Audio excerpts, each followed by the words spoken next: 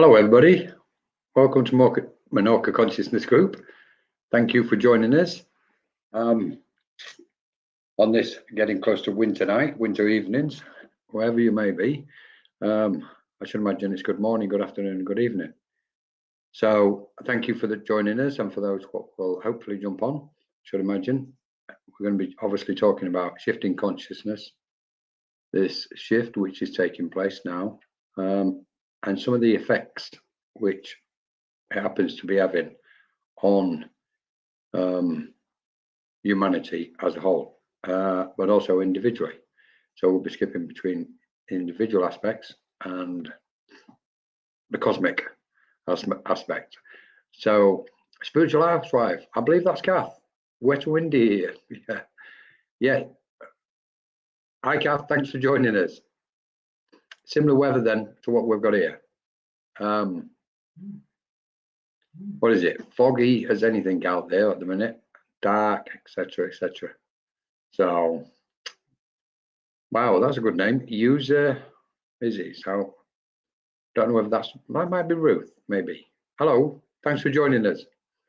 So I'll probably just do some notices till people start jumping on. Hi Chanda, thanks for joining us. If anybody's joining us, please put some comments in the chat.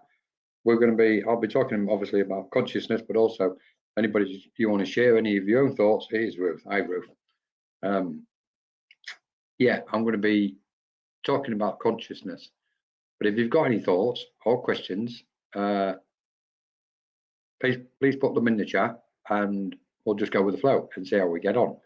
Francis, hi Francis. Storm Bram is well underway. Shannon, hi Shannon, thank you for joining us. Hello. Margaret, hi Margaret, good evening. Storm Bram. Most people won't know what that one is, Francis, unless they watch the news, and I just happened to catch a glimpse of it half an hour ago. The name of a storm, what's going over, where is it? Going over northern England or Europe, it's coming to Europe, I don't know what's going on. I just saw the name. So thank you for joining us. So we're going to be talking about consciousness, and if you've got any questions, any thoughts throughout this, I don't always like calling it a show. What do you call these things? Podcast. So we've created a new name actually for this. It will be, I say we're doing it from what's called the Cosmic Lounge. Sounds fancy, doesn't it? Hi Sue, thank you for joining us. Lovely to have you with us. So I'm just going to kind of say a few bits, so a few more people jump on, and then we'll go straight into it. We've got a lot of things coming up for Christmas, like so many people have out there in the space. Sound quite repetitive, doesn't it? It'll be a busy time of the year, always is, etc. Okay, I've noticed that I can hear a constant hum, especially at night. Lots of light around at night as well. Interesting comment that, Kath. A constant hum. I'm getting the same. It's like a low, dull humming. And I cannot, for the life of me, find the source of it. It feels like, I get the impression with this, the one I get anyway, this humming, which I get, it doesn't seem to be connected to spiritual stuff. It's like living by some kind of industrial estate where there's oil refineries, etc., and you can hear the low, dull humming of the machinery operating, you know, and it's in the distance. That's how I kind of sense it. But it's clearly having an effect, whatever it is and wherever it's coming from. So interesting that you've got lots of light around at night. That's really nice, Kath. Lots of light. That's what we want, isn't it? Consciousness. We're going to be talking about light as well. Lydia, hi Lydia, thank you for joining us. Lovely to have you with us. Francis, I don't watch the news. Francis, how did you hear about Storm Bram? It's a UK name. No idea where it's affecting others here. Storm Bram. Yes, a low hum, and I cannot trace the source. Same, Kath. It's very interesting. Shannon, you might be hearing energy. My husband had a DNA activation session. Whoops. and could hear the different frequencies. He always thought it was tinnitus. Well, yeah, you got a point, Shannon. But I think a lot of us are familiar with energies and how they sound and how we sense them. This one is particularly different. This sounds like a artificial frequency in the atmosphere, if you like a wave going through the atmosphere, not spiritually connected. But I understand what you're saying as well here. A DNA activation session. You have to tell us how he got on with it, and he could hear the different frequencies, and he thought it was tinnitus. I'm sorry for laughing. Oh, right then. So just to quickly, first thing I've got to talk about is the Egypt. I don't want to call it retreat, but the Egypt event, which was going to take place in April next year. I was getting closer, and we're getting a lot of interest in it. So if anybody is interested in it, please let us know, send us a message, etc. It'll be between 10 and 12 days retreat, Cairo, etc. We'll start it in Cairo. We'll do the introduction and the first session, but we'll only be staying in Cairo for maybe 2-3 days max, and then we'll be moving down to Luxor, and we'll be channeling the light, and it'll be trance channeling with cosmic beings, purely based on that. In the periphery, there'll be healing and etc. going on, but the main sessions will all be about channeling cosmic beings and light, and seeing what they want us to kind of transmit, so to speak. Hi, Jill. Thanks for joining us. Michael. Hi, Michael. Lovely to see you. There's always a perceivable tone. So true. So true, Michael. Thanks for joining us. Michael's in as his own show, so anybody what's interested. Oh, hang on. Sorry, Michael. So Michael's in. Great guy. He has his own show. You have to put it in the chat, Michael, and people can copy and paste it for themselves. Hopefully they'll come over to yours and have a look at it. Jill, hi Jill. Colin, I've been hearing a hum in both ears the past few days. Okay. Yes, so it looks like there's a lot of humming going on. So I think, okay. Hi Sal. Thanks for joining us. Lovely to see. It's lovely to have you with us. Nancy, hi Nancy. Thanks for joining us. Nancy, we've still got to arrange that chat, the live, if you're ever interested. It'd be great to do a live with you. And of course, Michael. So let's look at this humming then, and these vibrations, because obviously we're talking about consciousness. Where do we start with consciousness? Is there a start? Clearly it's been infinitely present, and we know we have many lifetimes, infinite number of lifetimes, and our consciousness is kind of the thing what enters into each one of those incarnations. You're very welcome, Michael. So yes, Nancy, brilliant. Let's arrange it. So consciousness, it just seems to be present, ever present. I've got to say first, before we kind of start going deeper into this, consciousness to me is a phenomenal subject. It's one of my favorite ones. It has been for many years, and looking into it, trying to understand the mind basically. And by understanding the mind, we can understand the spirit planes and those other multidimensional aspects of what's taking place. There you go. Holding space. Tuesdays 9 p.m. set, and it's on Sacred Spiral, which is Kelly's site. Great. That's 9. Is that 9 p.m.? Oh, where are you based, Michael? Would that be 9 p.m. in the US? So, everybody, if you get the chance, go listen to and he has some really nice guests on. Consciousness is everything. That's why we love talking about it. It's so true. The thing with consciousness, we know it's infinite, but it's almost an infinite subject to talk about as well, isn't it? I think. So the first thing is, what is consciousness? Where is it? My understanding of consciousness so far, up to this point. I'm just going to bring a Buddhist take in it. Some people believe that the consciousness, i.e. the mind, resides at the heart. And in Buddhism, there's a debate. There's always been a debate. Where is consciousness? Is it in one location, i.e. placed within the heart, or is it permeating throughout the body and the space of who we are? Personally, I just think it's both. Potentially, we know when the heart stops at the point of transition, then the consciousness leaves, which we call the soul. Then it comes to the point of, is the soul conscious, or consciousness itself? And then we've got to bring the mind in. So we've got the soul, the mind, and consciousness. And the one we can't leave out, which is the interesting one in these days, I believe, is psyche. Because we know the psyche represents the mind.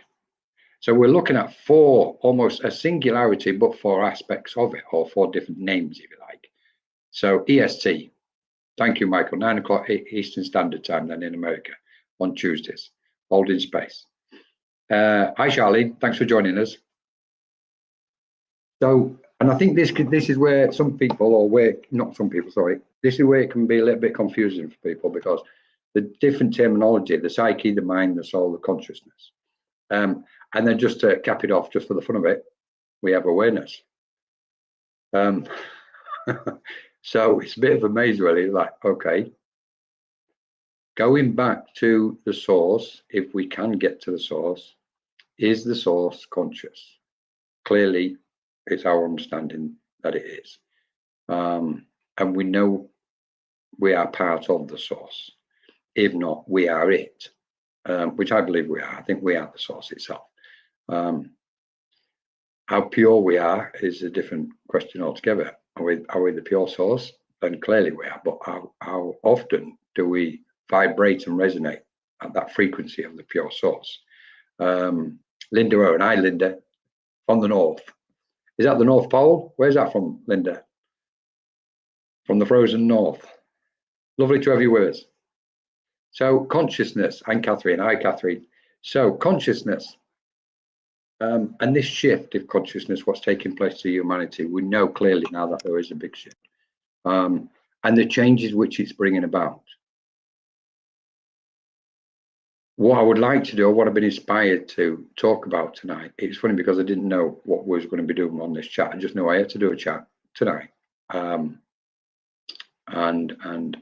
Spirit put the subject in, which is the shift of consciousness. We know we are undergoing this phenomenal shift. We're experiencing changes so vast and so great that it doesn't seem normal. In a way, that's not a bad thing, is it? Because what is normal? We've all asked that question. I think one of the important aspects about change is having flexibility. If we have the flexibility of consciousness, then we can ride these cosmic waves, what's coming in constantly now. We know change is constant. So if change is constant, then obviously clearly we need, or it's beneficial if we can be flexible.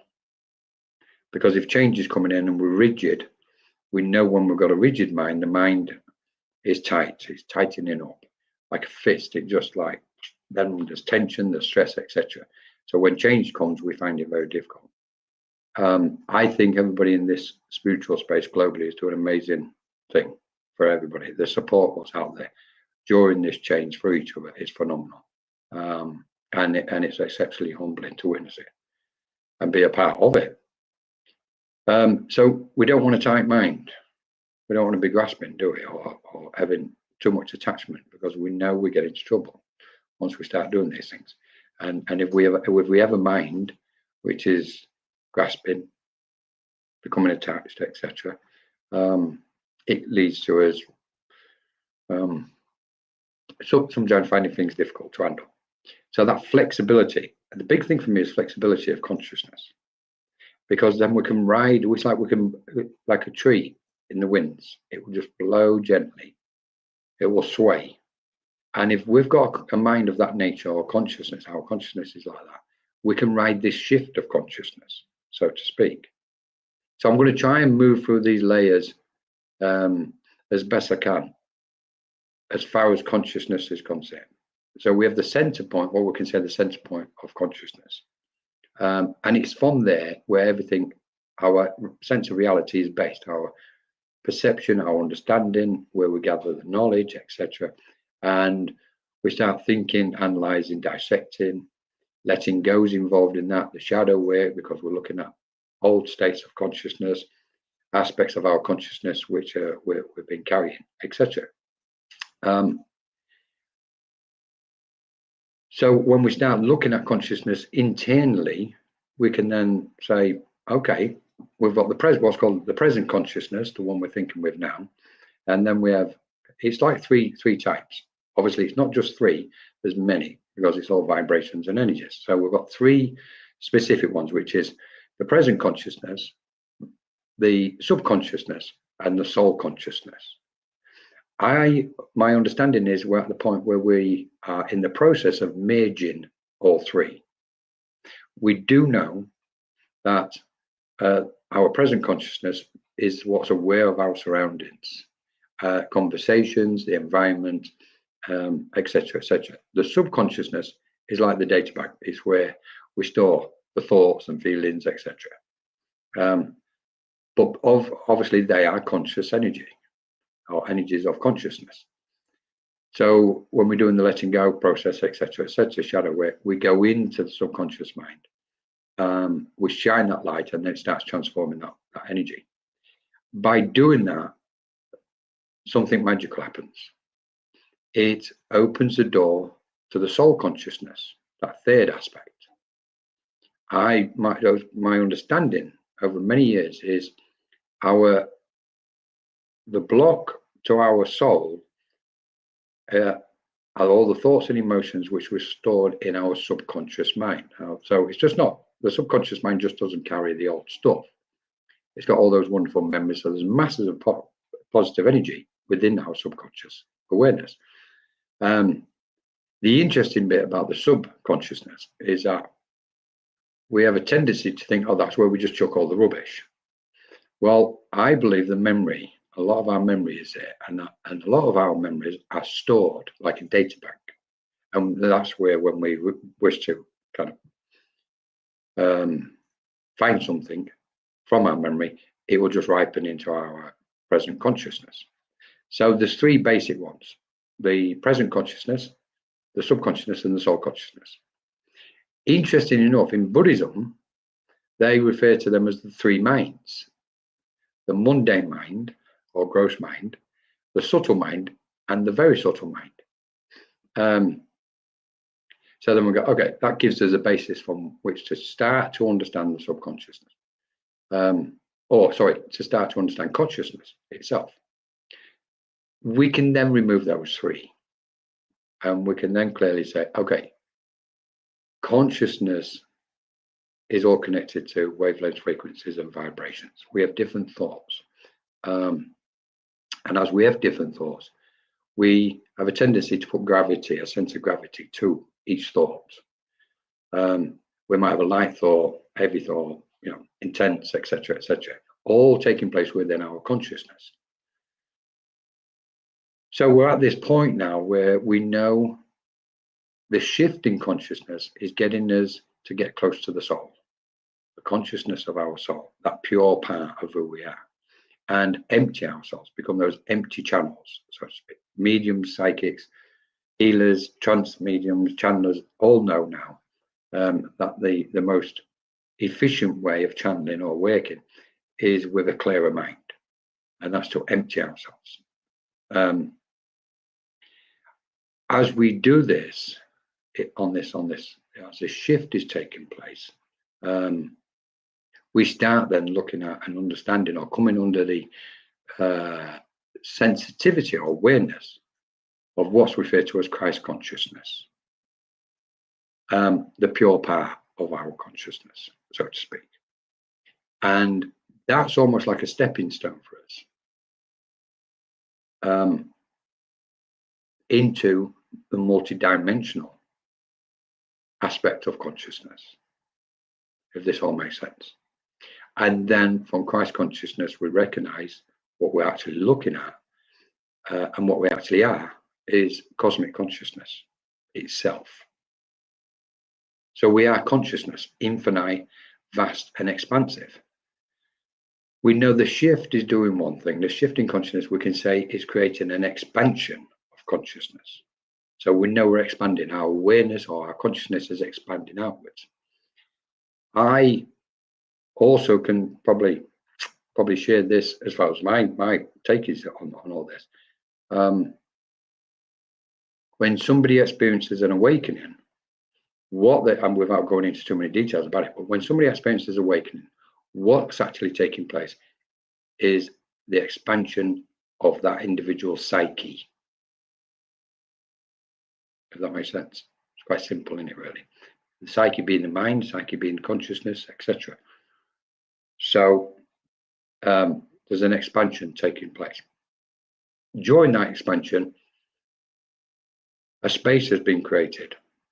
And from that space within the consciousness, the light, it's not so much the light is getting in, the light within is shining outwards brighter. And then we all know what happens. The questioning mind really kicks in.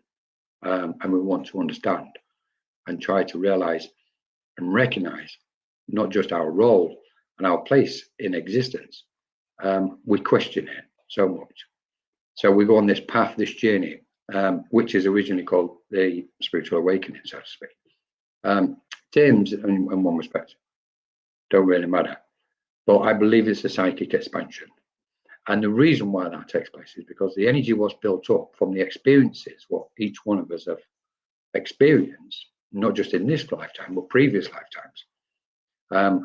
We've accumulated a massive energy. We need the accumulation of a massive energy, and that comes from our experiences, both negative, positive, and neutral. We need that, all that energy putting into the pot within us, because we're transformers of energies.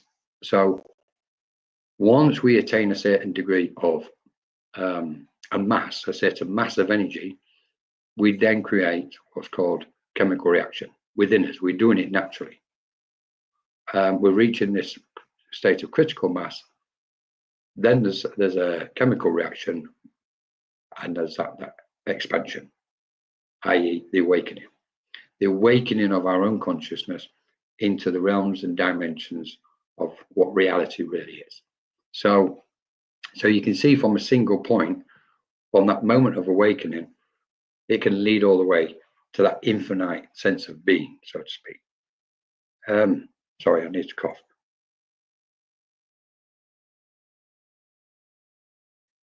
And from that expansion, we then begin to recognize that there is a phenomenal shift happening, a shift in human consciousness. And we're in this together, moving towards what we can say is not just the collective, but there's a oneness taking place. There's a oneness beginning to show itself. We know we're interconnected. No man is an island unto himself, so to speak. So then, as the expansion occurs, we then start working with our psychic more than what we would have previously done. We start coming under the understanding of wavelengths, frequencies, vibrations, start to understand that everything is energy, everything. And then we step into this kind of spiral of understanding, which then takes an interesting turn, because when we start looking at spiral energy, we can recognize in effect that our consciousness is riding on this spiral. It's moving either ascending and ascending pattern, or it's descending. So when we have our highs and lows, our consciousness is moving between frequencies and vibrations. But as we ascend on the spiral or descend, whichever one is, at each moment we stop, or where the consciousness stops on the spiral, there's a point of resonance on that spiral. And when we attune to that point of resonance on the spiral, which we can say the spiral of existence, if you like, or spiral of truth, as I normally call it. Once we rest on that location, we then sense the resonance of that frequency or wave of energy, what's there in that particular spot, so to speak. And we speak from the truth which that frequency then is emitting. So in effect, this is why our truth often changes, because we're moved along the spiral of truth. What we thought, what we once believed to be true, once we've moved our consciousness on the spiral to a different location, truth appears differently to our awareness, so to speak, etc., etc. So I'm just going to press pause, and we're just going to say hello to everybody who's just joined us. Hi, Jennifer. Lovely to see you. Thank you so much for sharing this and putting this on your platform, Jennifer. I really appreciate it. Thank you so very much. So if you've got any questions, any thoughts, please throw them in. Let's have a look. Isn't consciousness always a necessarily consciousness of something? Isn't? Oh, okay. This is Kath, by the way, the spiritual housewife, who's got a very beautiful mind. All of you guys have got brilliant minds. Isn't consciousness always and necessarily consciousness of something? Sorry, isn't consciousness always and necessarily consciousness of something? If I've got that right, Kath, isn't consciousness? Yeah, I would say yes, I would agree. Consciousness, this conversation is going to turn interesting, and I know it is, because we're going to go somewhere else with this. Isn't consciousness always, sorry for repeating it, because I want to catch what you're actually saying. Isn't consciousness always and necessarily consciousness of something else? Yes, I'll say yes to it, because if I've understood it right. So, okay, because now let's just pause here with these just for 1 minute, because it's going to get interesting. Hi, Patrick. You've just timed it right, Patrick. Right. Isn't consciousness always and necessarily consciousness of something else? Right. You mean consciousness of something else or conscious of something else, Kat? That's the question. Okay. Because consciousness is, when we view consciousness as multidimensional, then clearly it's conscious of, let's say it's conscious of all things. Okay. I would say what happens with consciousness is where the consciousness resides in the present, as in present consciousness, like my consciousness is present, reading what you're writing now, then it's also conscious of everything else, like around the screen, around the room I'm sitting in. Okay. So we can say consciousness literally pervades all space, and yet it can be a singularity, and we can move it like we can move our mind. Literally moving the consciousness between, like a radio, we've been talking about this recently, moving the mind or consciousness from one frequency to another, just similar to a radio station. And when we're moving from one clear, let's say, station or channel, we have a tendency to hit the static being a lot of our internal thoughts, what's not been utilized, and we pass through that static, those thoughts, and the channel becomes clear again. We can listen to that nice clear channel, radio channel. Okay, so, and yet consciousness will be conscious of all of that, if that makes sense. Now, what you've just done with that next point you made, Kath, which I really want to, I really want to go on to that one, because I think this is where things get exciting. Awareness generally indicates having knowledge, perception, or cognizance of something. It implies an external force, as in being informed or appraised of external situations or facts. Now, this is where it gets interesting for me, Kath. Okay. Thank you. I've just noticed your other clip. So let's go to awareness. When we're speaking of consciousness and then we're speaking of awareness, are they one and the same? This is really up for debate as far as I'm concerned, and obviously I haven't just kind of analysed some of this stuff. I have really contemplated it a lot over the years, because it really gives us the understanding of what reality is, and this multi-dimensional, all these planes and realms and waves of existence. When we understand consciousness and awareness, that helps us to start understanding those and what's taking place here. So, trying to keep it into a nutshell, though, we can view, if you wish, it's up to you, we can view consciousness as a single particle in one way, okay, as an example. We can then view awareness as infinite, vast, without limits. And we move our consciousness in that space of infinite awareness, okay? And somehow they join together. Wherever we stop our consciousness in infinite awareness, that's when we become aware, and that's of that particular aspect what's taking place there. The frequencies or vibrations we're sensing and tapping into there. As an example, let's say we're talking about the spirit planes or the spirit world. If we take our consciousness to the spirit planes, then the spirit planes always also exist in the vastness of awareness, cosmic awareness. And we then become aware of the spirit planes when we're there. And therefore, from that, we can cognize. We can cognize what's taking place. Knowledge then only comes from, and knowledge, funny isn't it, knowledge as in knowing, because there's the know there, and the ledge is the records. So it's know the records.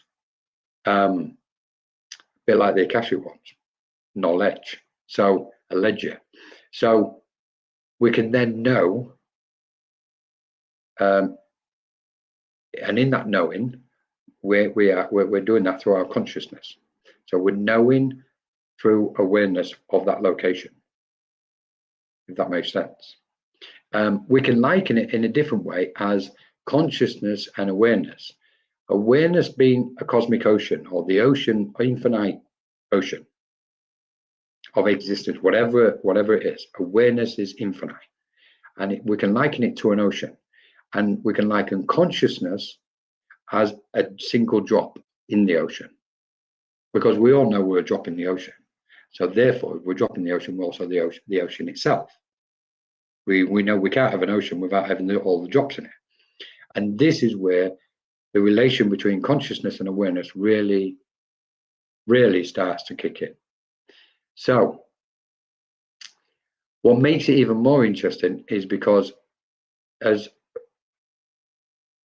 far as we can expand our consciousness into infinite awareness, and just as a side note, when we expand our consciousness into the infinite, let's say, field of awareness, what some refer to as a unified field, scientists, lots of people refer to it as a unified field. For me, when we when we expand our consciousness and we merge with infinite awareness, that's when the multidimensional consciousness really kicks in. So we can sit here and play and go, okay, we've got an infinite number of frequencies when we're referring to our higher self.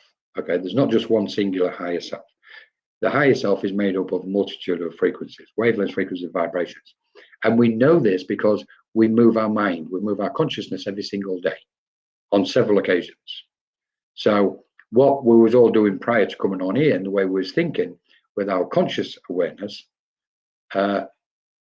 was different from what we are doing now. So 2 hours ago, our consciousness was somewhere vibrating and attuning to certain frequencies. Those frequencies in that space was connected to infinite awareness.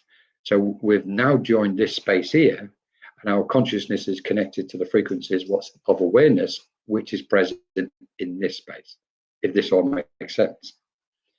So we're moving our mind. So when we're looking at what's referred to as the higher self, we're limiting ourselves. It's almost a statement of limitation, because we know we're infinite consciousness, and we can tap in and attune to a multitude of frequencies. And our higher self is, we can say, when we I don't want to complicate it. We can say when we move our mind to what's called a faster frequency. A faster frequency then represents a slightly purer frequency, and from that pure frequency, we're attuned to an aspect of the higher self. And we move our mind further, and it's a faster frequency still, and it speeds up and it accelerates. So we can look at the higher self and all the frequencies and beyond as spectrums of wavelengths. Like we've got the electromagnetic spectrum here on the earth plane. We know we are electromagnetic beings.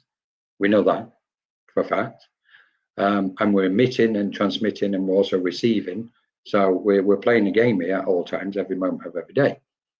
So when we move our mind, we can just move to any frequency of what's referred to as a higher self. The higher self will be dismissed in the end anyway. We're just using that as a kind of carrot to pull our mind, to help pull our mind into the greater understanding of what's taking place, if that makes sense. Okay. Which I'm sure it will. It's funny because I knew somebody was going to open this up. Okay, let's have a look at this. Where, as being conscious, can delve deeper into the psyche, denoting a state of mindfulness or introspection, as in conscious choices based on deep reflection. Well, yeah, now what we're doing here at this point, Kath, is we're looking literally by what you've just said. We are looking at the multifaceted aspect of consciousness and the different frequencies what abide in each facet. So we can almost liken ourselves to like this multidimensional cosmic diamond, if you like, with multidimensional facets. We know this. So, but when we put it in the way you've just put it, which is beautiful, is as if we move our aspect or our consciousness to one location, something will be taking place there. We move it somewhere else, something else will take, slightly different, but it's all to do with consciousness. So conscious choices rather than subconscious choices, etc. I'm going to throw something in here, you might find it interesting, which is free will. Because we know we have free will, but where does true free will reside? Because it can't reside in our present consciousness. This one, what we're thinking with, because, well, I can speak for myself, because sometimes Colin can make some dense decisions. So with his free will. So what we're looking at when we're talking about free will, just throwing this in,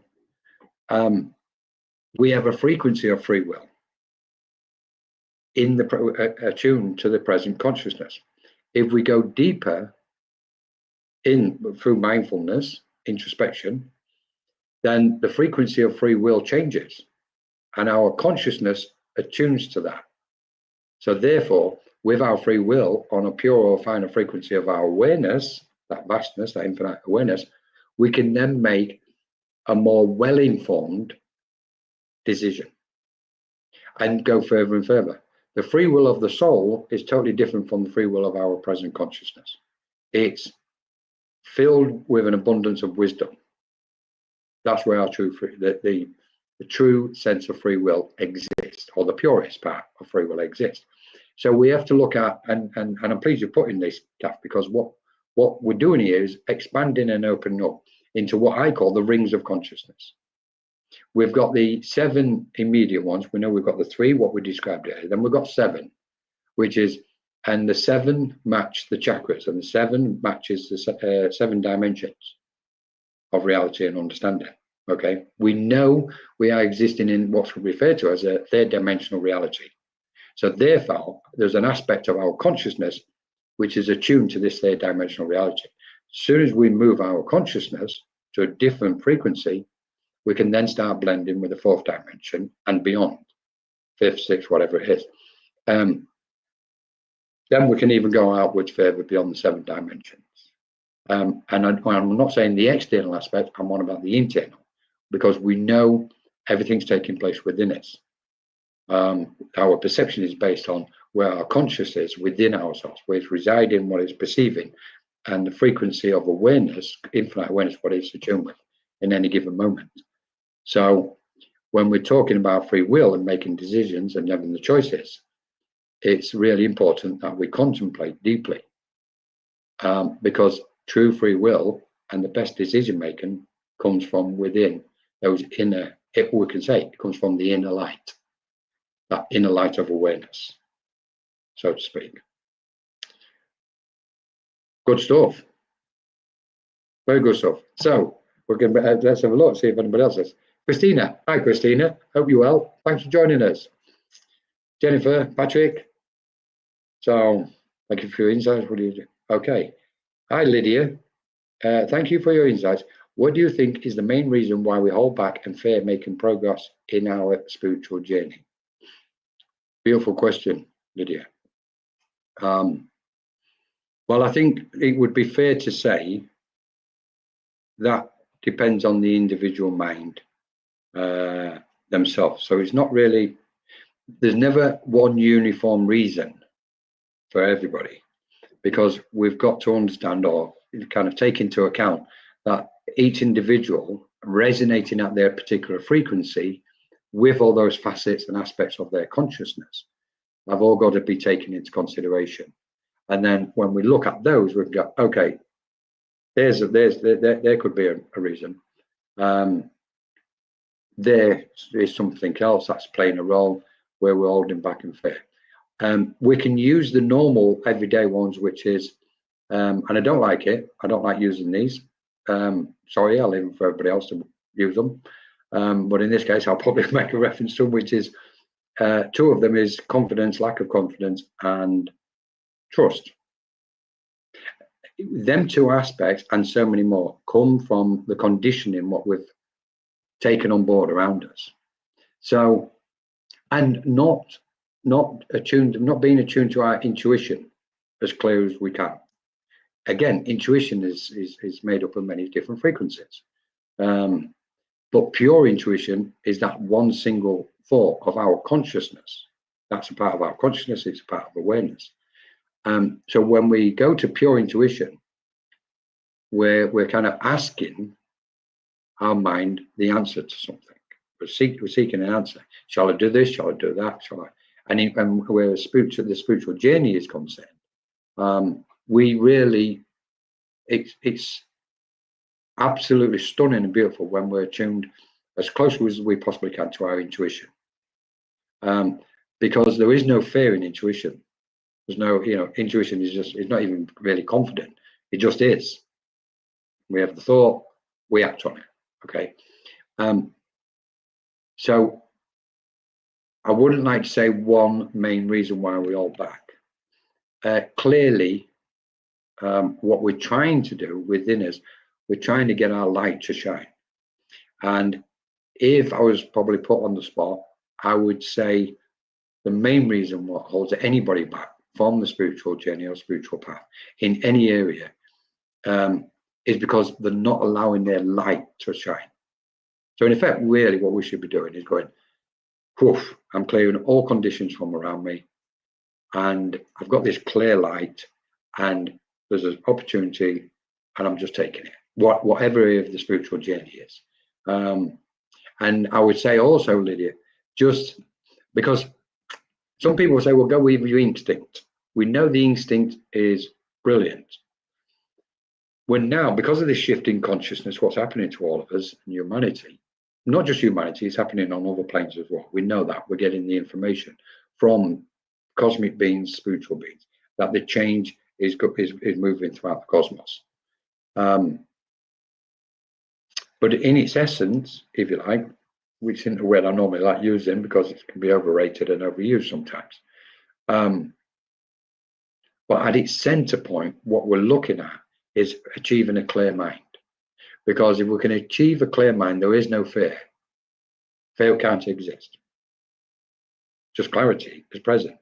A thought comes into that clear awareness and we act on it. I think it's important and beneficial when we recognize just how much consciousness really plays a role in this, what you're describing as well.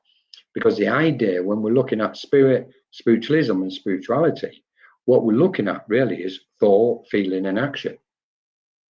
And this is why so many people have a tendency when they're learning about spiritual matters to intellectualize it. It's all going through the thoughts of thinking about it, analyzing, etc.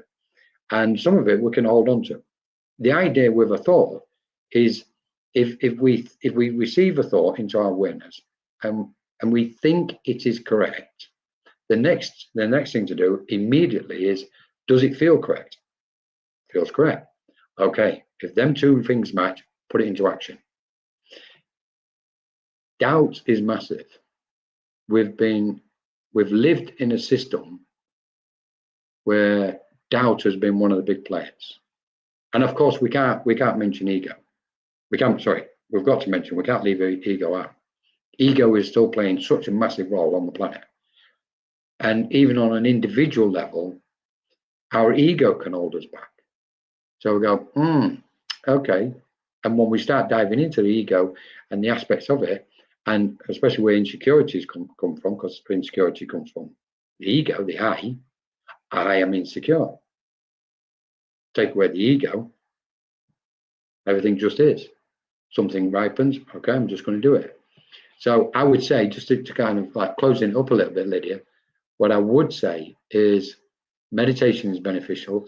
Stillness of your mind is exceptionally beneficial. And your consciousness will, with spiritual guides and cosmic beings, together can guide you in each and every moment.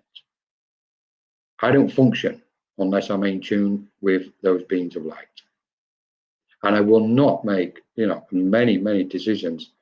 I'm obviously doing this every day, spiritual matters. So most decisions are based on that confirmation from those guides. And that is not saying, well, I'm following everything what Spirit says. Colin makes decisions, okay, but predominantly in tune and in harmony to make sure it's the correct decision. I would say the idea, Lydia, is breathe, relax, and just go, I'm just doing it. I'm getting on with it. This is the moment. This shift in consciousness, this ascension, what's taking place, because obviously the shift, the expansive consciousness, is also bringing about the ascension process on the planet. So what we're looking at is we want to ascend. We want to ascend to those finer, pure, most beautiful frequencies of cosmic reality, of cosmic being, because we are cosmic beings. So, and these old fears and doubts and insecurities are now being recognized as old, dense, heavy frequencies, lower frequencies. And they are lower. They're not so much lower because of the linear aspect, but they are slower waves of consciousness. And when we put our consciousness onto those waves, and maybe you might just open this up. So thank you, Lydia. When we look at waves of consciousness, the wavelengths of consciousness, what we can say, similar to the background, actually, I've just realized what I'm about to say. What I can say is our mind, our consciousness rides the waves. Okay, we could say rides the wave of awareness. Okay, so, and that's why when we feel like we're going on a high, it's because our consciousness is riding the peak of each way, of that particular way. When we go on a dip or low, our consciousness has gone down into that abyss, if you like, or the shallow part of the wave, and then we come back up again. So the key, and the one I've always used, is stillness gives us the ability to walk through the middle, to keep our mind in the middle. So by doing so, we can ride the high waves and celebrate them and be productive in a certain way. Well, lots of ways, with the light, because our mind gets closer to the pure light. And when our mind dips into the trough of the wave, we've given it some stillness. So the aspects and what take place in the trough, when our consciousness is within the trough, we can manage those aspects better, rather than contract too far and back away through fear, etc., etc. And we can keep a relative sense of equilibrium, because I don't believe in balance. I don't think it exists, because as soon as something is put in one place, it's moved the opposite and it's put it back out of place. So I love the word equilibrium. And when the mind or consciousness is riding the waves of existence, whatever you want to call it, or riding the waves of awareness, then we can enjoy this journey so much. If we can walk through that middle plane, generally speaking, and stillness helps us to manage our consciousness when we're riding the waves at all the time. I think a lot of people get in difficulty if they don't meditate, and they can have these huge highs and huge lows, and I don't know, there's so many aspects what could take place, what sometimes do not need to happen. So but what we're looking at overall, this consciousness aspect, the aspect of consciousness is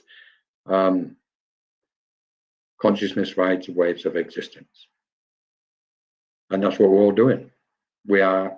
I want to say something and sum this up, and I can't at this minute because I've come across somebody who said something recently which I've been aware of it for some time, and this is the first person I've heard actually voice it.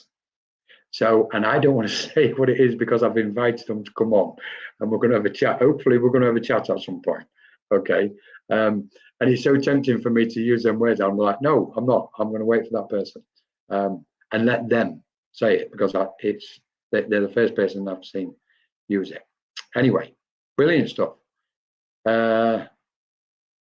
When you refer to the mind, oh, hang on, we can go. Hi, Colin. Oh, hang on. Oh, sorry. Hi, Annie. Lovely to see you. Thanks for joining us, Annie. Hi, Amelia. Lovely to see you. Thanks for joining us. Hope everything's okay. Right, Sue B. Hi, Colin, just joined. Can I ask, when someone is awakened and expanded their consciousness, can they also be vulnerable to psychic attacks of negative energies or purely light energies? 100%. We can't deny it. I could wrap it up in cotton wool, but forget it. It's ridiculous.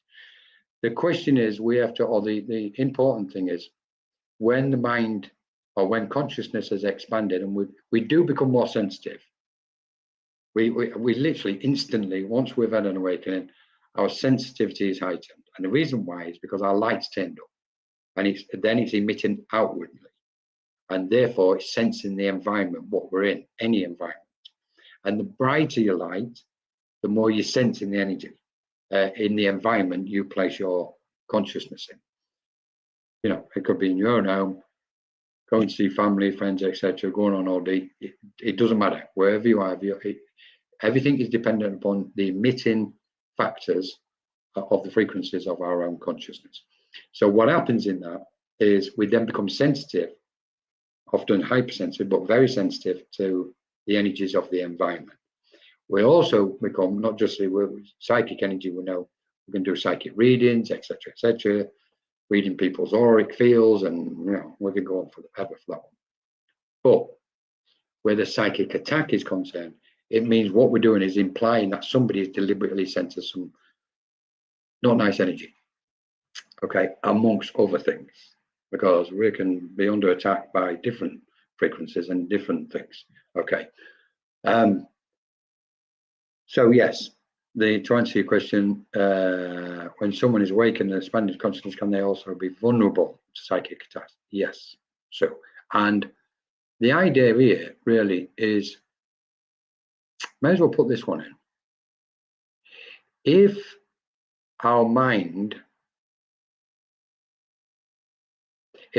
or consciousness is focused upon within, if it's focused within and it's comfortable and at peace and it's emitting, the light is radiating. Now we've got to imagine ourselves as beings of energy. We are just full of vortices, spirals and vortices, swirling mass of energies. That's what we truly are, okay? So, and then that permeates into the space around us. So if we're comfortable in that, any energy what would to come to us from the external, 9 times out of 10, our auric field, the frequencies of our auric field, the light of those frequencies and vibrations will dissolve and transform that energy. The idea is not to let that energy get too close. That's the main thing. And if it gets too close, there's something going wrong internally with us, because it means we've contracted our energy so we can feel that closer. So we constantly need to keep we need to be who we are. We shouldn't be hiding our light under a bushel, so to speak. Now then, having said that, part of the journey is to recognize the expansion and contraction of our energies. That's the natural process of life anyway. That's like the breath of the cosmos, breathing in and breathing out, and breathing in and breathing out. Our auric field, our light does this.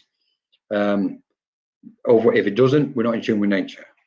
So we're constantly the idea is to be in constant harmony with the breath of existence, the breath of the cosmos, what anybody wants to call it. So when there is any energy which is of a negative nature come around us, and this is beautiful because a lot of people go, and they want to try and stop it. Sometimes we don't need to stop it. We can invite it in. Because no thanks. That energy, I'm just going to transform and utilize it and give somebody a reading it with it. We are transformers. I've experienced this on many occasions. So I would just allow that energy to be what it is, allow the light which is around me to transform that energy. I will feel and sense that light, the input of it, so to speak, and I'll utilize that because it was never my energy in the first place. So I'll utilize it, and normally, if I'm in the correct space, give somebody a reading with it, i.e. open circle, or I've done it. That's how I've done it for many years. We have to be really careful as well. We may as well just say a couple more bits on this with psychic attacks. Okay, we can't dismiss karma here. We don't fully understand how responsible we may or may not have been previously, not just in this life, but in previous incarnations. Now, everything's based on karma anyway. It's cause and effect. If nobody likes karma, then we'll call it cause and effect. We know if we cause something, it's going to have an effect. And that's our responsibility. And if it has a negative effect, especially with negative intention, then that energy has come from us. So therefore, we have to deal with it at some point, either in the current moment or in the future. No two ways about it. Absolutely no two ways. And the same applies with our thoughts, our speech, and our actions. So that's why I never get involved in gossips and dramas and them sort of thing. They're like kind of just slow vibrations, and all they can do is just kind of. But it's like they can get under your feet, so to speak. Maybe I shouldn't have said it that way, but they can. That's basically what happens. Psychic attacks. When we're looking at psychic attacks, we've also got to be very careful. Is it a psychic attack, or are we just that sensitive? We're sensing what we may perceive as negative energy. Okay. So we really need to kind of try and understand our own consciousness, and then from doing that, get as much clarity of consciousness as we can, and then we can start understanding really what energy is and all these different waves and frequencies and vibrations. We was having a conversation last night, to be honest, and speaking about energies and frequencies from the top of our head is one thing. Experiencing them and embodying them and realizing, having that if it's profound realization, so be it. Having that profound awareness and being conscious. Everything really is energy. Everything really is wavelengths, frequencies, vibrations. If we look at love, there's many frequencies to love. We can attune to different frequencies of love. Same as hate and dislike, etc. Don't matter which way we look at it. We can attune to many different frequencies. So everything has got a multitude of frequencies to it. Our understanding, the shift of consciousness is really kind of reflecting back to us the need for us to watch and study and be aware and contemplate the profound reality of wavelengths. For me, it's all about light. Everything is always about light. Even though I understand we have lower frequencies. We have slower frequencies. The ones what are, it's like when you're watching a medium sometimes, and it's long-winded. It's like watching paint dry. It's like, okay. And I've deliberately put that one out there. That's why I've just said that one. So as I know, one or two might go, yeah, Colin shouldn't have said that. Yeah, it should. Because what happens is the mind is on a long, slow wave of energy. Consciousness has tapped into that. Whereas spirit are on those beautiful, faster frequencies where the information can come very fast. So what we're looking at is our consciousness moves between all these different frequencies. Okay. Ideally, what we're trying to do is get into the point of cosmic consciousness, Christ consciousness, cosmic consciousness, and multidimensional consciousness. And then we start leaving all these slower frequencies or transforming whatever's on those slower frequencies. We transform the energy. It's a bit like when we're carrying stuff and it's heavy and dense. We need to take our light in there and transform those energies what are on those slower wavelengths. And then we can say, well, I can come into alignment, I feel clearer, I feel lighter.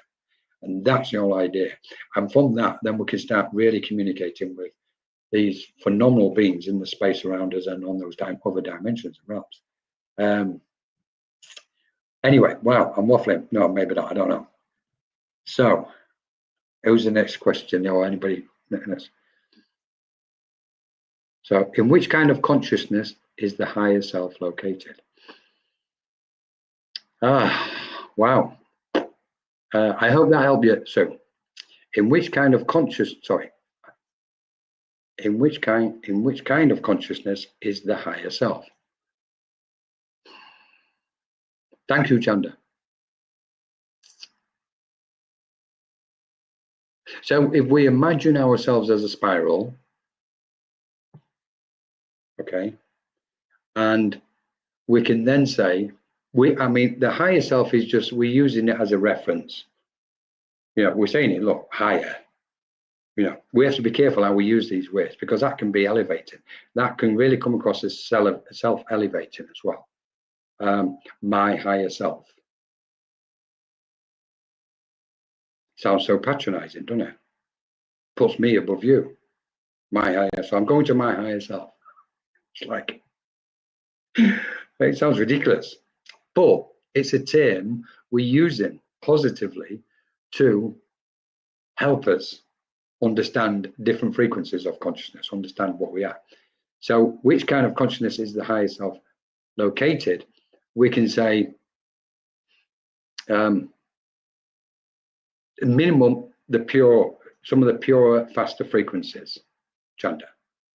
So if we imagine we are a spectrum from the base to the crown and from the crown way beyond, okay, we can't just limit ourselves to this spectrum of understanding, what's on the planet at the minute. We've got this spectrum of understanding, okay, and we're swimming in merging with these different, like the 7 wavelengths of the electromagnetic spectrum.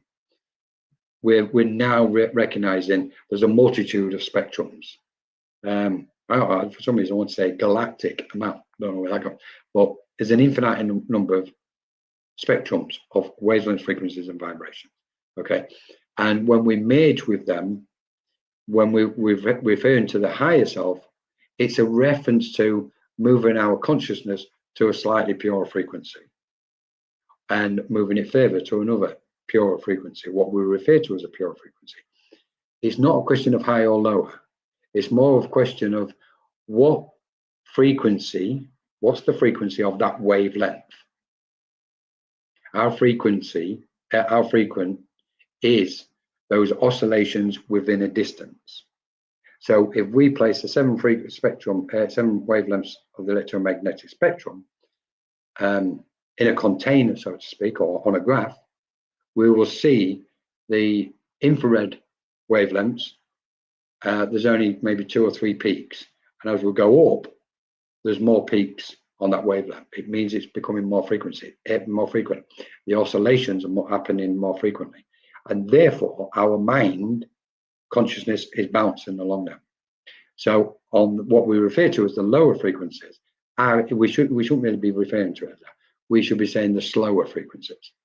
And when we're referring to the higher frequencies, we should be really saying the faster frequencies, if that makes sense. So when we're talking in this case, which kind of consciousness is the higher self located? In effect, we've just blown the higher self out of the water.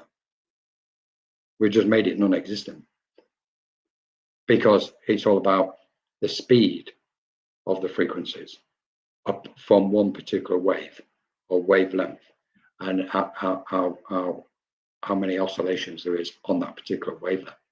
And we know the faster the frequency. And this is where the spirit world and those multidimensional beings, we know they exist in them planes, in those realms where the frequencies is phenomenal. And that's why they don't mess about. It's 1/4. And this is why you'll see some mediums waking very fast, because they've attuned to what's called the faster frequencies. And the information is just flowing. They're the ones I absolutely love personally. I love it. Until spirit got, slow down, Colin. For this particular reading, just slow down a bit.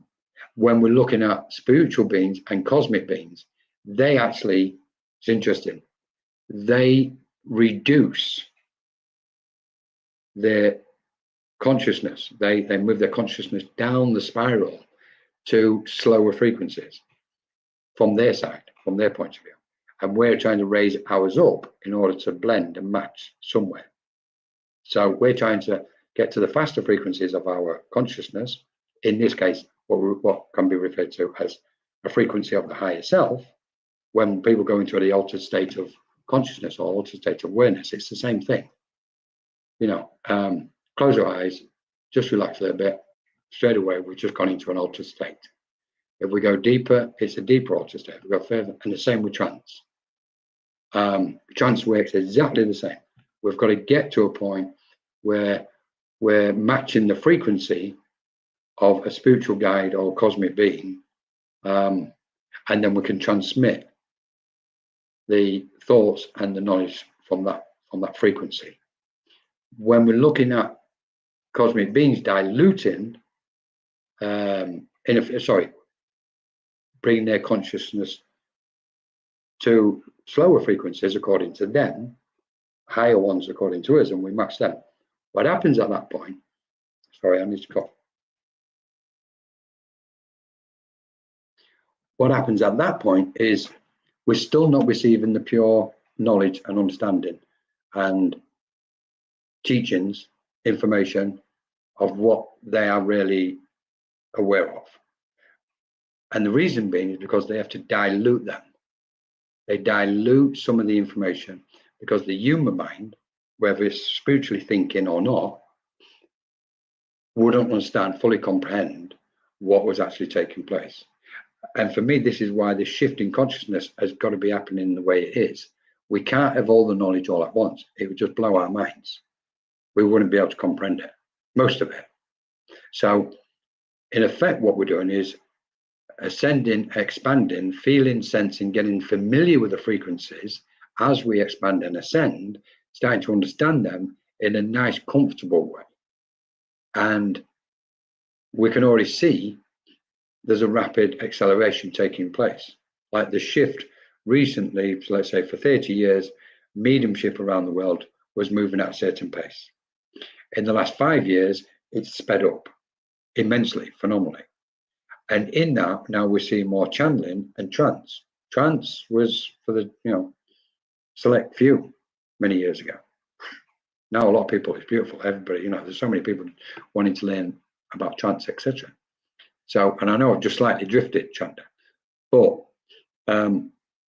I would say to anybody, if they want that question, is maybe it's for you to recognize where you think, where your consciousness is on the frequency or one of the frequencies of your higher self. We can really dismiss the higher self, even though we're using it as a means to understand. We, like a lot of language now, is starting to lose and fade its kind of strength, because it's failing to explain. It's a bit like enlightenment. Only an enlightened mind will understand enlightenment. An enlightened mind, there's no way an enlightened mind can explain enlightenment to somebody, to another mind. So we've got to experience it for ourselves, if that makes sense. Good point, Chanda. How is everybody? Are we still okay? What time did we start? I don't even know what time we started. How long have we been going?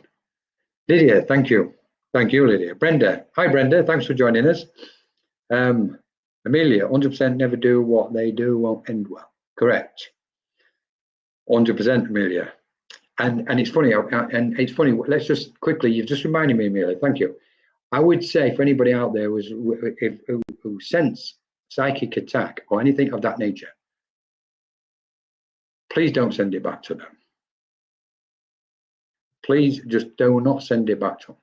Let your light transform it. Just smile, be confident, feel safe. Your guides are with you. Please don't, because what you're doing is you're going to start a cycle of energy moving. And we ain't got time for that stuff these days. We just haven't. We're in a process of clearing the etheric grid at the moment, all of us, whether people are conscious of it or not. We are in the process of clearing the etheric grid. And the etheric grid holds all the thoughts and emotions of humanity, possibly for this last, easily throughout this last age. And we're able to clear them all. And when we develop a negative mind, we're contributing to that grid, to the vacuum, and all the thoughts, negative thoughts and emotions. And when we look at why we've got wars and conflict on the planet, it's because that energy can be drawn down and utilized and manifested as a war or conflict somewhere. So when we're talking about somebody sending us negative energy, please don't sit there, meditate, get your intentions and send it back to them, because it's just contributing to it. Just be gentle, just fill yourself up with love and just go, it's okay, I'll deal with this energy. All right. And try it. Just shift your consciousness to a different perspective. Brilliant. Choose to send love to them and heal it. Yes, Amelia. Totally.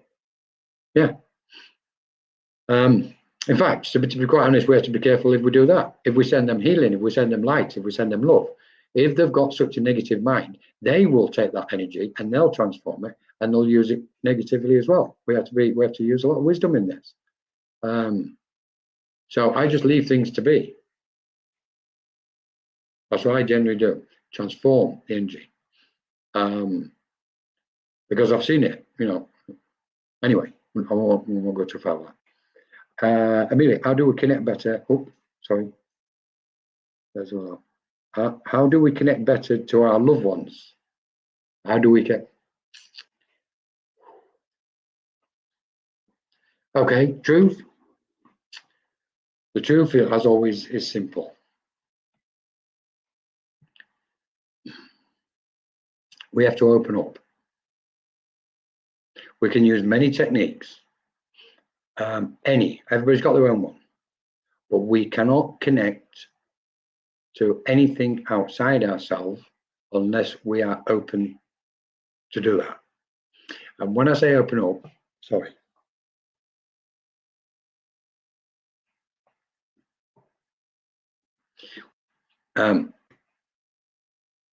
When I make the reference to opening up, it's a direct reference to our consciousness. Direct. Because we know all mediumship or communication, whoever it's with, takes place through the means of consciousness. Psychically. Every medium is psychic. All forms of communication is psychic first. So we connect to spirit psychically because it's the consciousness, it's the mind. So it's important, or the best way, how do we connect better? Is to expand your consciousness, Amelia. And imagine you're expanding your energy outwards from the top to the bottom. A lot of people, a lot of mediums will just open this little hole, this like doorway in the side of their head. They go, okay, I've got spirit. Okay.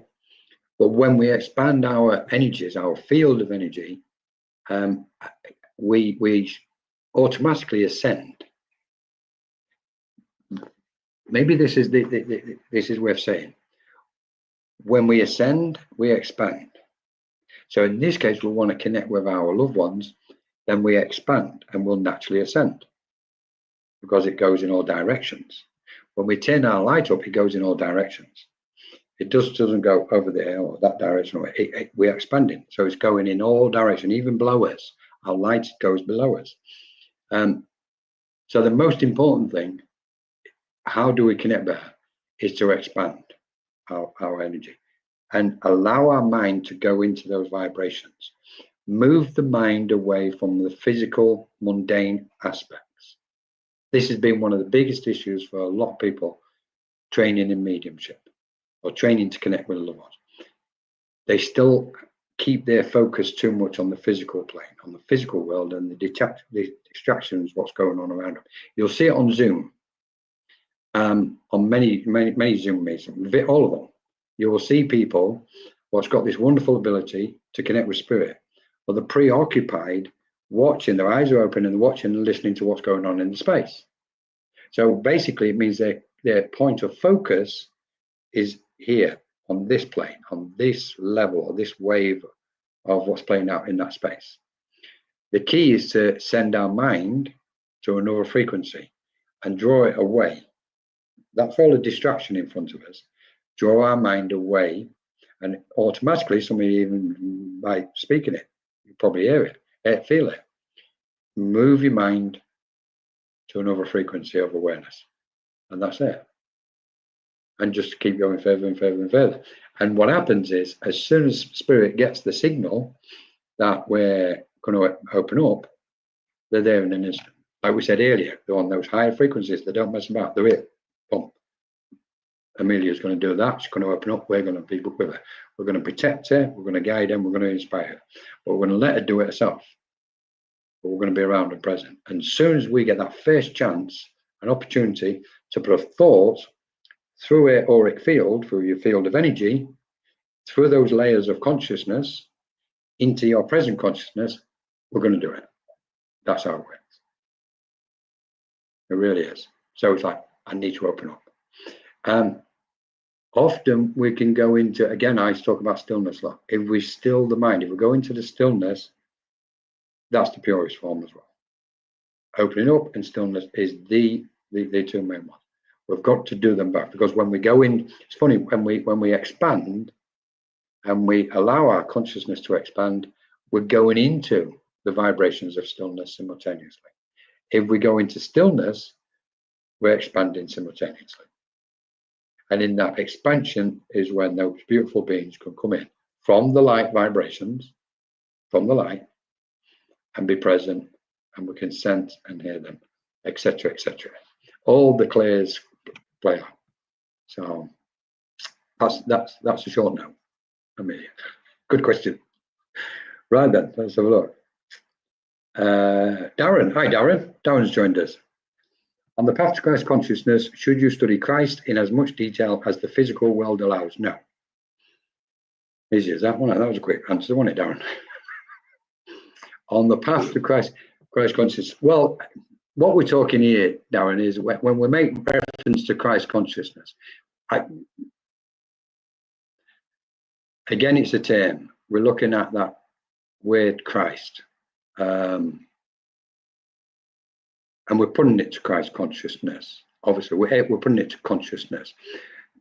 It represents, generally speaking, a pure mind or pure consciousness. So, and then obviously it involves healing, letting go, facing your demons for some people, etc. So, of course, it helps to study Christ, as in the aspect we understand, in as much detail as the physical world allows. I'm going to throw a caution in here.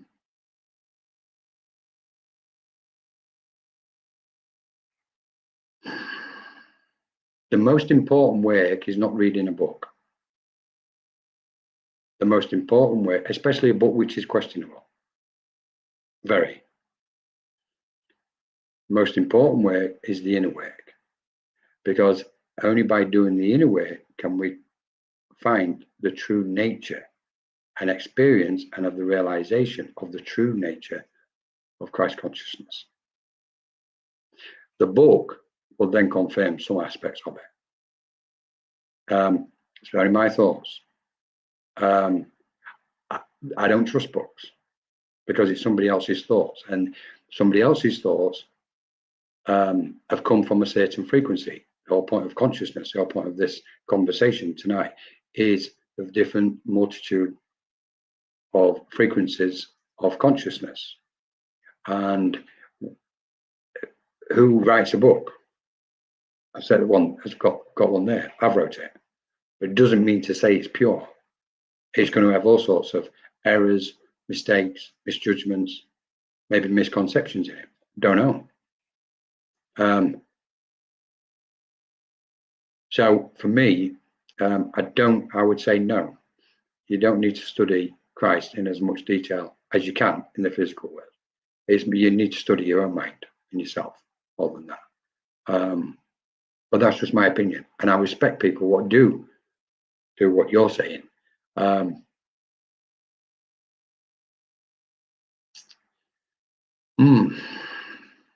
Good point, this, Darren. I can say this.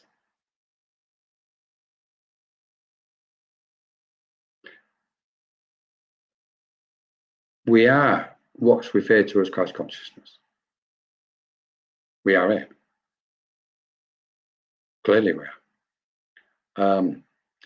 That is going to lose its tag and label in the end, because it obviously has got connotations to it, Christ, and it's got its own limitation on the planet at the minute, because there's only X amount of people what accept that word.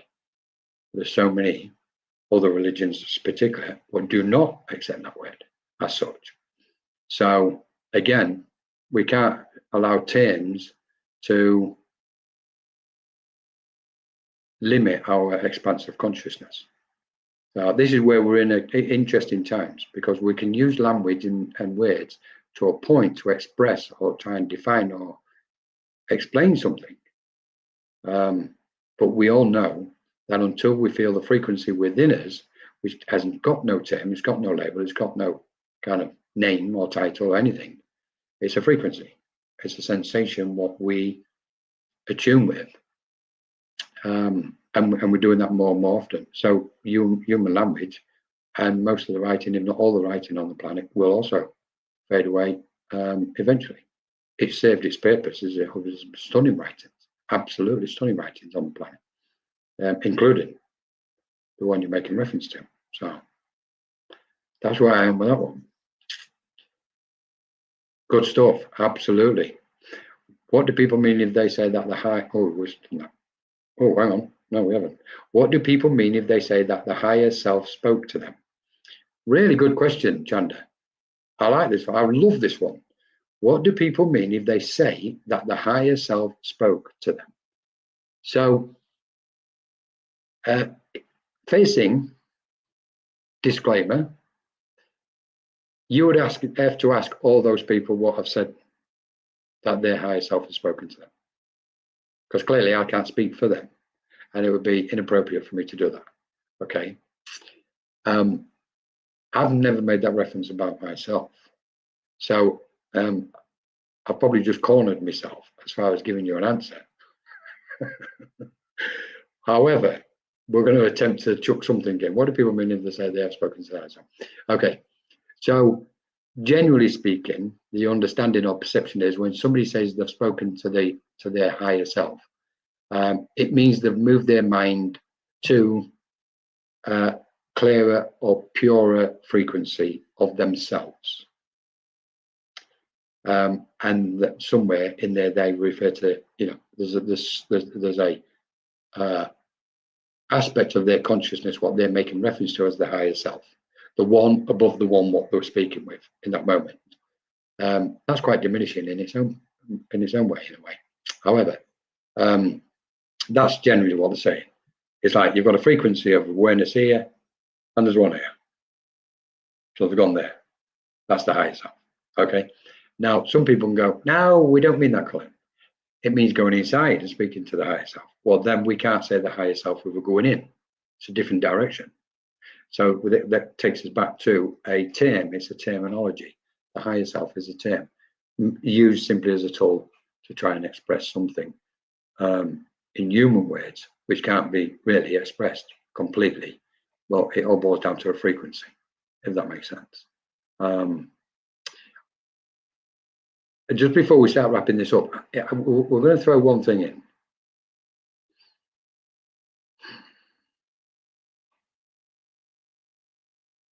And this is just a general thing, which I know that I can say spirit are quite present and other beings are quite present at the minute. We have to let go of everything as we understand it. We have to let go of all conceptualizations or grasping on or present knowledge, everything. We need to let go of everything if we are to succeed in moving through and attuning to the fourth, fifth, sixth, seventh dimension and so on, to the light of the cosmos. Because everything what humanity is grasping at the minute, or the majority of what humanity is grasping at the minute, especially not just in the material sense, even spiritual teachings, we have to let go of. We can't take any of this stuff with us. Where I believe and where I'm getting inspired from is informing me. We're going to leave the lot because it's all of this spectrum of understanding which has been on the planet for the last eon, the last period of evolution. So we're at that conjuncture or that moment of change, and it's not a change which hasn't happened for 100 years, 1,000 years, 10,000 years. And it's not even an age no more. I sincerely believe that in the vast cosmic scheme, plan, don't like the word plan, but in its expanse, in its knowing, and in its consciousness, we can let go of everything, not carry nothing, because where we are heading as a species, we know we're moving beyond the human form. Even the term human is going to change. That's going to be dissolved. It's clear that we're going towards an ethereal way of being. And when we look at the ethereal way of being, what we're looking at is that aspect which is celestial and pure and expansive, which is filled with clarity and phenomenal awareness. That these aspects, what we now know on the planet, have served the purpose, and the frequencies of all of them have now got to be transformed and cleared totally, including human language. And that means all the terms we use, even in the spiritual space, they're serving the purpose, the stepping stones to get us to the pure light of our own awareness and in its purest form. So it's all beautiful stuff, Chanda. Good question. So Heidi, hello Heidi, thanks for joining us. Oh, Colorado, Boulder, Colorado. Lovely to have you with us. Thank you, Chanda. Really good point, Chanda. Some amazing stuff tonight. Okay, we're just going to slowly start wrapping it up. Darren, let's have a look. Using your awareness to take away the non-relevant elements of the book. Using your awareness to take away the non-relevant elements of the book and take the deeper meaning, often missed by many. It's not about the rules, but in the depth it tries to portray, Abby, in a common way. Totally, Darren. Understand it. I get you. That's where I am with it. It's almost like we can liken all religions. If we're looking at a cycle and we look at the wheel and all the spokes, in between each spoke of the wheel, each individual spoke, that space represents a religion. Whatever religion is on the planet, different religions. And I think this is where we're looking at part of the interconnectedness. There's, from the center point, going upwards and expanding outwards, it becomes pure and pure and purer. The truth becomes purer. And somewhere along where the rim of the wheel meets, in that circular aspect, is where all the pure stuff of all religions are born out of. So that's I agree. Yeah. So amazing stuff. Consciousness. There's so much more we could. But I even, we've covered some of it, but not all of it. But I'd like to. I would say regarding consciousness, if you will, and if you wish, imagine yourself as a spiral of consciousness, or spiral of awareness, or spiral of truth, from your feet way above your crown chakra, constantly moving outwards, and your mind, your consciousness is moving at any point, at any moment upon that spiral, and internally build those layers of consciousness back. Just continue, because it's happening anyway. Nature's doing it. We're assisting it, and just allow yourself to be all expansive. So, when you refer to the mind, are you talking about our physical or spiritual mind? Kath.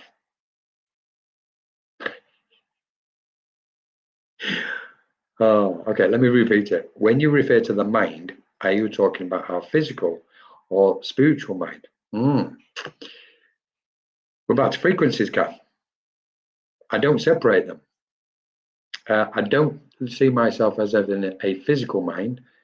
I don't really, in one respect, see myself as having a spiritual mind. What I perceive is, from the center point of consciousness to the expanse of awareness, infinite awareness, we're in that space somewhere. When it comes to mentioning physical aspects, then my understanding, my way of perceiving this is in the sense of physical objects, where things appear to be physical, which obviously they're not, but we give them a title and label. That's a table over there, that's a chair, that's a car, that's a house. The physical, that physical sense.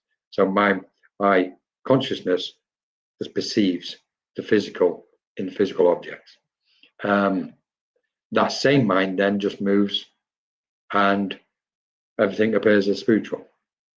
So for me, there's no real separation until we start kind of going into that context where we go, okay, let's look at the physical changes, let's look at the spiritual changes, let's look at the cosmic changes, etc., in order to express or reflect something. So the mind is all-encompassing, so to speak, if that makes sense. Where does the mind reside? Everywhere. What does it attune to? Everything. A bit like what you said earlier, consciousness, being conscious. Just on a final note, interesting enough, one of the best meditations we can do is when we meditate and observe our own consciousness. And then we did this the other day. And then from that point of our present consciousness and our mind, our consciousness here, observing it, what's behind this one? What observes the observer, observing the conscious mind, and so on.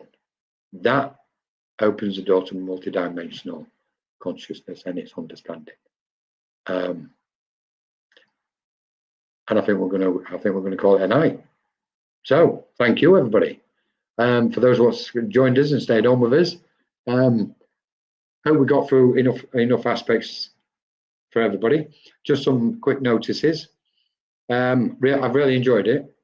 Thank you, and thank you for bringing your lights into the space. This can't happen. It's a collective thing, as always. Again, your lights are intricately woven into this space, as well as those beautiful beings and spiritual guides who've been present tonight. Next, I think the next live we're doing a quick chat, and then it will be readings. We've got some Lovely stuff coming up. I've got a demonstration, a Christmas special coming up on the 20th. If you want to find anything out, you can see it all on Monoka Consciousness group. Thank you, Heidi. Thank you, Melissa. Oh, Melissa, I didn't even know you was here. Thanks for joining us. So, yeah, on the 20th, Christmas special, I'll be doing a talk, demonstration, and taking a Q&A, question and answer. We've got a Christmas retreat coming up. We're going to be doing some talks in between Christmas and New Year, just on the evening, just like on TV when they do the Christmas lectures, etc., etc. I just want to pause. I would like to really deeply say thank you to all the tutors and speakers on Ethereal Virtual Centre for all the work and energy what they've shared and shown to everybody. We do have lots of things on the go in the week, healing, trance healing, etc., inspirational writing, open circles, 2 open circles, etc. Sacred Spirit on Sunday, etc. Have a look. The list is too much for me to go through. Looking well, looks like you had a wash, mate. Yeah, good job. I can't see you, Darren. Oh, I love his. Darren's brilliant. His humour, and his dedication to what he's doing. Same as everybody. Everybody just wants to help each other, don't we? Thank you for your lights. And on behalf of Spirit, they're saying thank you, and clearly they love each and every one of us and you guys. And we'll be back very soon. I know I've forgot a lot of things, and I'm really sorry. To Colette, World Peace Prayers, Trish and Pauline, etc. To Annie Claire for beautiful minds, Melissa, etc. Thank you to Jennifer Rose for sharing this on her site. Check out Michael's in, etc. Hopefully we'll be able to get Nancy on with us and have a chat. Nancy's an absolutely beautiful man. And that's it. We'll see you very soon. Please, whatever you do, let your light shine. The world desperately needs it at the minute, and we can all get through this. That's from those light beings, where the light is getting close. And I've got to shut up. Thank you so much. We'll speak to you soon. Lots of love to everybody. Hi, Busher, by the way. Thank you.